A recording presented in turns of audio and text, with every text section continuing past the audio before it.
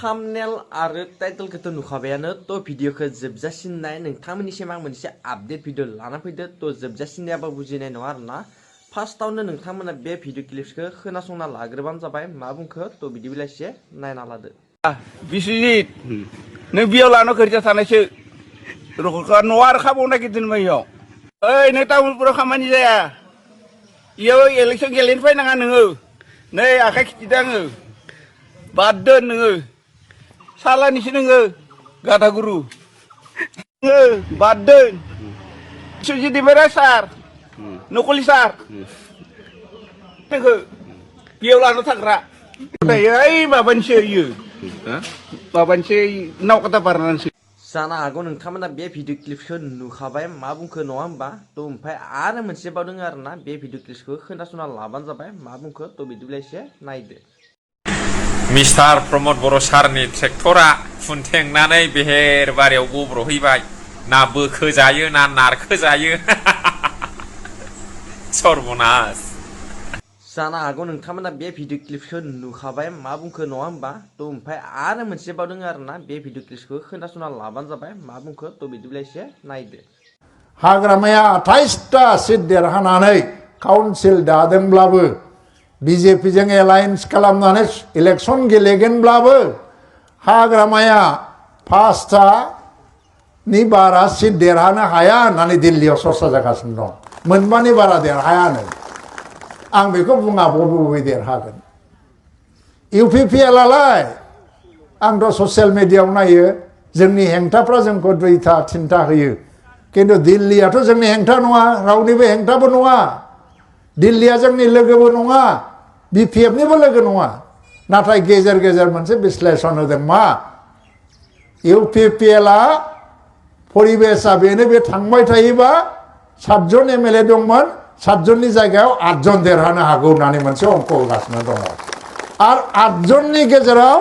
राजु नार्जारि दतमानिफ्राय सासे प्रमोद बर'नि उनावहायनो राजु नार्जारि এইবার ইউপিপিএলआ বিটিসিआव ক্ষমতাयाव फैनो हायाखै नाथाय এইবারनि इलेक्शननि उनाव दिसपुरनिफ्राय बिटिसिखौ जोंसो कन्ट्रल खालामगोन नियन्त्रण खालामगोन एबार जोंनि मदद नङाबा थाखा गरसेबो मोननाय नङा बिपिएफआ दाबो गैया बिपिएफनाव थाखा गैया दाबो हाग्रामानाव अन्थाइ खाम्फा गायसनलाबाय थादों माखौ नै बासबारियाव रेलवे कच बानायग्रा 265 कौटि टाकानि रेलवे कच फेक्टरि बानायनो नागिरदों दाखालि प्रधानमन्त्रिया फैनानै गायसनलांबाय बेसोरनि बर' गोरोबथायाव जोंनिफ्राय दाबि होनाय लेखायै भारत सरकारा गोरोबथायाव लिरनानै दोनदों बासबारियाव रेलवे कच फेक्टरि बानायनाय जागोन जों लाबोनायखौ अन्थाइ खाम्फा गायसनदों हाग्रामा महिलारिया बबेबा स्टेडियामनि अन्थाइ खाम्फा गायसनदों मिडिया सोंदों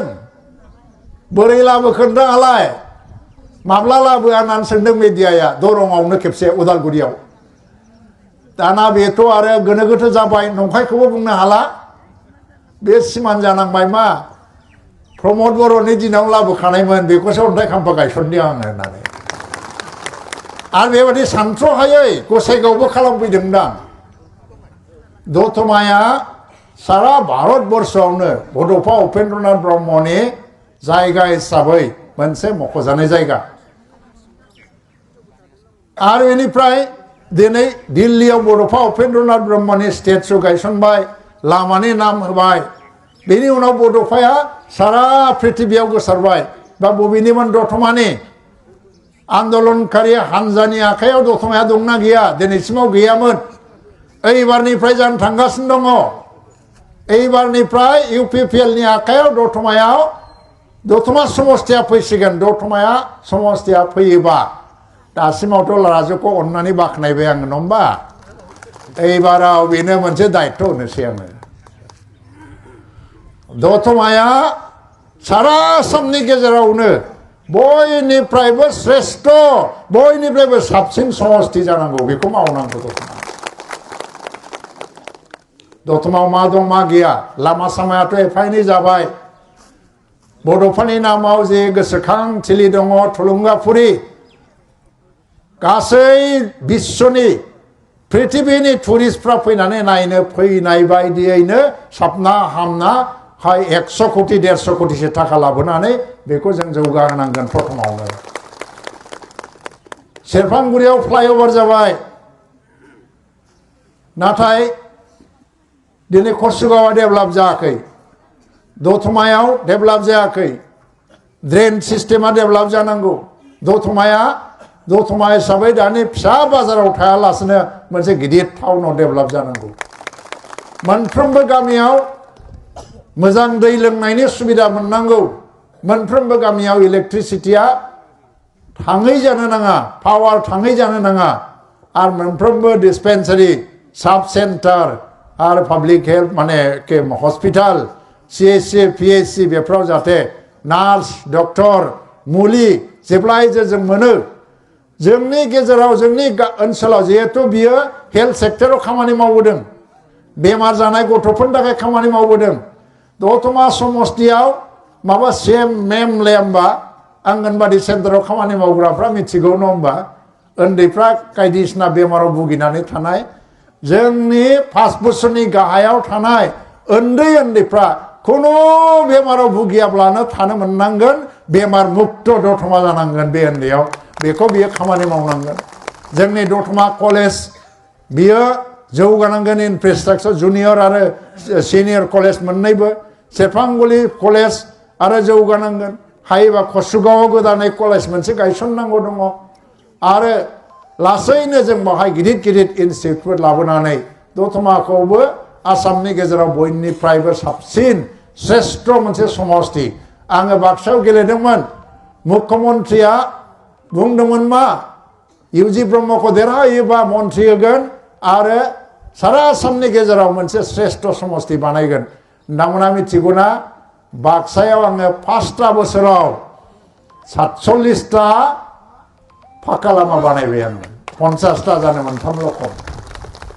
आसाम मालानि मोननै बाक्सायाव डिस्ट्रिक्ट स्टेडियाम गैयामोन आं मन्त्रि जानाय लोगो लोगोनो 50 कोटि टाकानि डिस्ट्रिक्ट स्टेडियाम बानायनाय जादों बाक्सानि डिस्ट्रिक्ट हस्पिटालाव इनफ्रास्ट्राक्चार माने आंखाल दंमोन आं मन्त्रि जानाय लोगो लोगो गासै 22 कोटि टाकानि इनफ्रास्ट्राक्चार डेभेलपमेन्टनि ग्रेन्ट लाबोदों आरो आङो सयल कनजारभेशनखौ नायो बाहाय 27टा सयल कनजारभेशननि खामानि मावदों दा बेफोर गासिखौबो नायजोबनानै बाक्साया दिनै बुंनो थाङोबा आसामनि श्रेष्ठ समस्तिफोरनि गेजेराव मोनसे आङो बुंनांगोन आरो दतमाखौबो बिदिनो बयनिख्रुइबो साबसिन आरो श्रेष्ठ समस्ति बानायनांगौनि दायित्वआ दिनैनिफ्राय राजु नार्जारिनि हागोन ना हाया देरहानो हागोन ना हाया दतमायाव बारा भट गैया 1,03,000सोल' दङ 1,04,000ल' बिनि गेजेराव भटआ जागोन 75,000सोल' देरहानो थाखाय 35,000सोल' भट नांगौ किन्तु एबार आं बाराखौ बुंला 45,000सोल' भट मोनबानो जाबाय हागोन ना हाया हागोन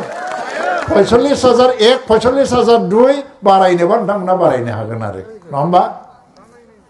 बेनोमोन आरोना लोगोफोर नोंथांमोना नुखाजोब्बाय जानांगौ भिडिअ क्लिप्सफोरखौ मा बुंखो आं बेखौनो जास्ट ओरैनो आपडेट भिडिअ लानानै फैबाय थ' नोंथांमोना गासैबो नुखाजोब्बाय जानांगौ थ' नेक्स्टआवहाय माबाफोर आपडेट मोनबाथाय लाना फैफिनसिगोन दिनैनि भिडिअआ एसेनोसै बाय लोगोफोर